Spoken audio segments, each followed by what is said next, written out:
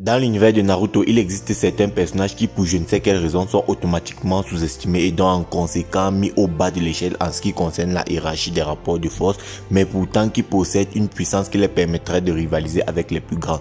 Je vais bien sûr parler d'un personnage du type Mei Terumi, qui est un personnage vraiment extrêmement puissant, mais qui est énormément sous-coté dans l'univers de Naruto. Bonjour à toutes et à tous, j'espère que vous allez bien, que tout se passe pour le mieux pour vous. Bienvenue sur la chaîne, je suis Animarium.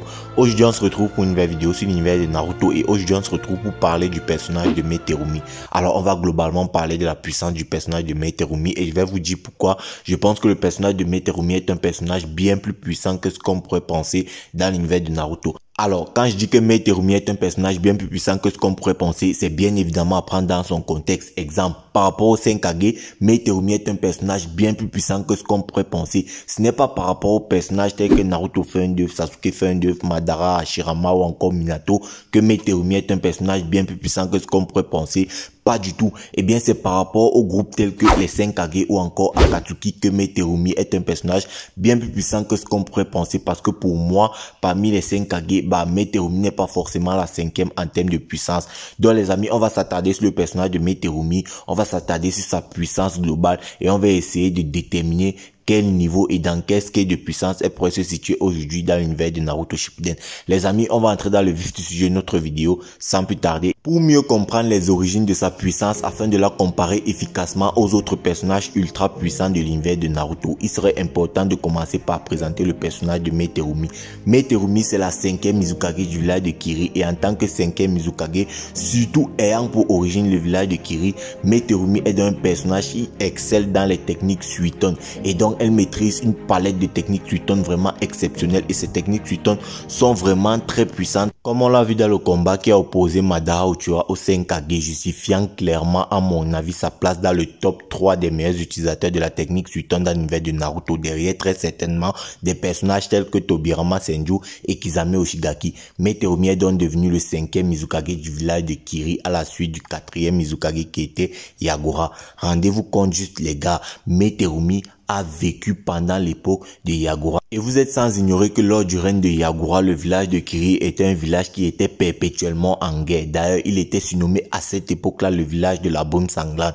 Il fallait littéralement tuer ses propres compagnons pour monter en grade. Et Mei Terumi, elle a bravé tous ces interdits au point de devenir aujourd'hui le Mizukage du village de Kiri. C'est pour vous dire un peu de la mentalité et de la puissance du personnage parce que c'est un personnage qui maîtrise quand même l'art de la guerre et malgré tout ce qu'elle a pu vivre dans le village de Kiri, elle a quand même su garder le sourire et un certain bon sens.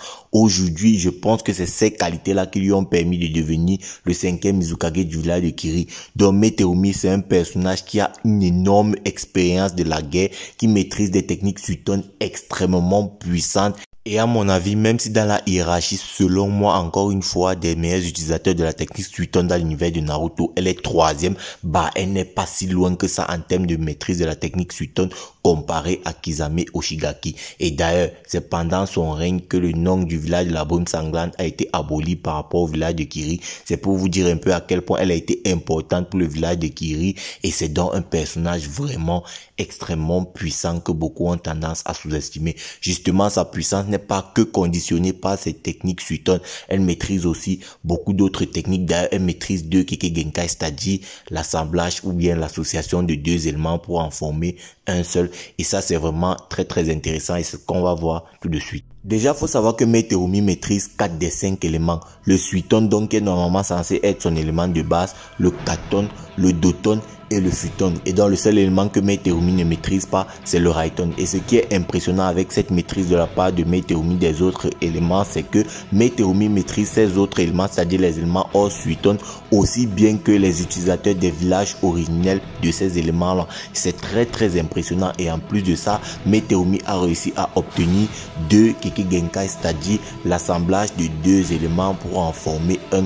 Et ces Kekkei Genkai sont donc le Yoton et le Futon. Bon, c'est vrai qu'il est clairement dit dans l'anime que Meterumi maîtrise uniquement 3 éléments qui sont le suiton, le doton et le katon, et donc le futon ne fait pas partie des éléments que maîtrise Meterumi. Et pour ne pas vous mentir, je n'ai pas vraiment vérifié dans le manga parce que j'ai un peu la flemme d'aller chercher, mais quand on voit quand même son Songeki Genkai, le futon, bah je me dis quand même que Meterumi peut maîtriser aussi le futon au vu de son Songeki Genkai qui permet de faire fondre les os du Susanoo. Commençons avec le Yoton. Et bien dans l'univers de Naruto, en dehors de Meterumi, il existe de mémoire 2 autres personnages qui eux aussi maîtrisent le Yoton. Et ces 2 autres personnages sont originaires du village d'Iwa.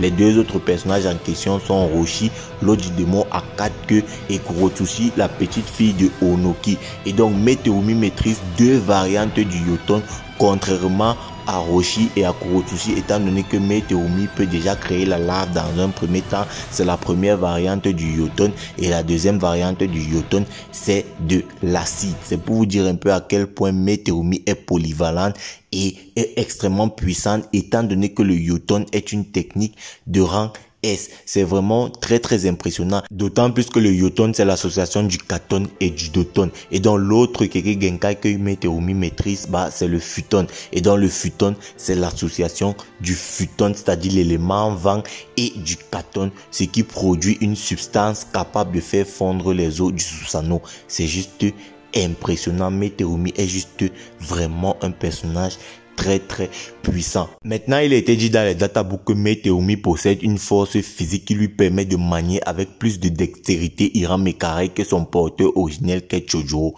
Je ne sais pas si vous vous rendez compte de ce que ça signifie. Ça veut dire que en plus d'être extrêmement diversifiée en termes de technique ninjutsu, bah elle possède aussi la puissance physique qui va avec. Après, ce n'est pas si surprenant que ça, étant donné qu'elle a quand même vécu pendant l'époque de Yagura, époque minée par la guerre où pour monter en grade tu devais tuer tes propres compagnons. Et quand je dis que la maîtrise de la technique suiton du personnage de Meterumi est presque semblable à la maîtrise de la technique suiton d'un personnage du calibre de Kisame, eh bien c'est même pas une blague, étant donné que lors de la 4e grande guerre des ninjas, elle a quand même réussi à produire des techniques suiton qui rivalisaient avec la technique katon d'un personnage du calibre de Madara Uchiwa.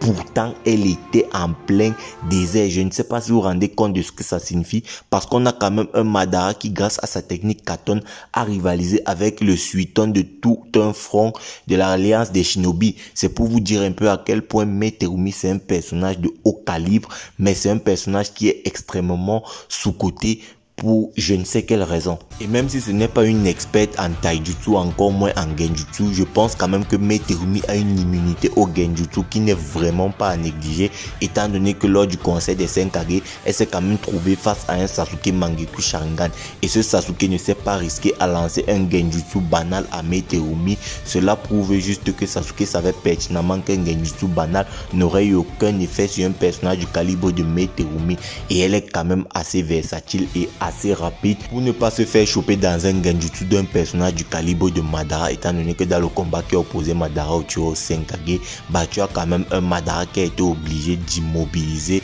le Raikage avant de le prendre dans son genjutsu, et donc Meterumi et bien évidemment les autres Hokage ont quand même réchappé. Donc le personnage de Meterumi c'est un personnage qui tire réellement son épingle du jeu, et pour moi c'est un personnage plus puissant qu'un personnage du calibre de Kisame, parce que Kisame maîtrise le suiton à un niveau vraiment très élevé, mais comme je l'ai dit un peu plus tôt, bah Meterumi maîtrise aussi le suiton à un niveau très élevé, et elle n'est pas loin en termes de maîtrise de la technique suiton du personnage du calibre de Kisame.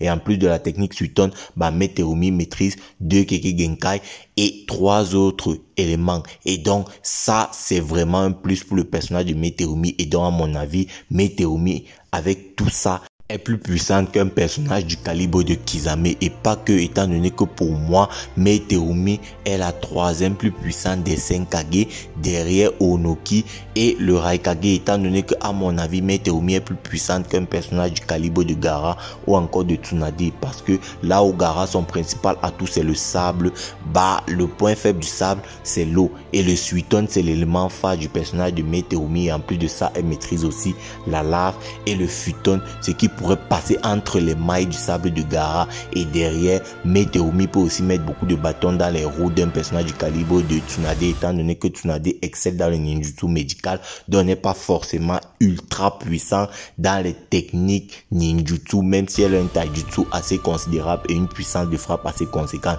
Donc pour moi, le meilleur skill pour le personnage de Meterumi, c'est le skill Sanin, je dirais même Sanin plus Taji au-dessus des Kage à minima. Les amis, la vidéo est arrivée à son terme, j'espère qu'elle vous aura plu. N'hésitez pas à me dire ce que vous en pensez en commentaire. Check la vidéo à l'écran, like, si elle t'a plu, partage, et puis nous on va se dire ciao pour une prochaine vidéo. Portez-vous Animarium, peace les bros.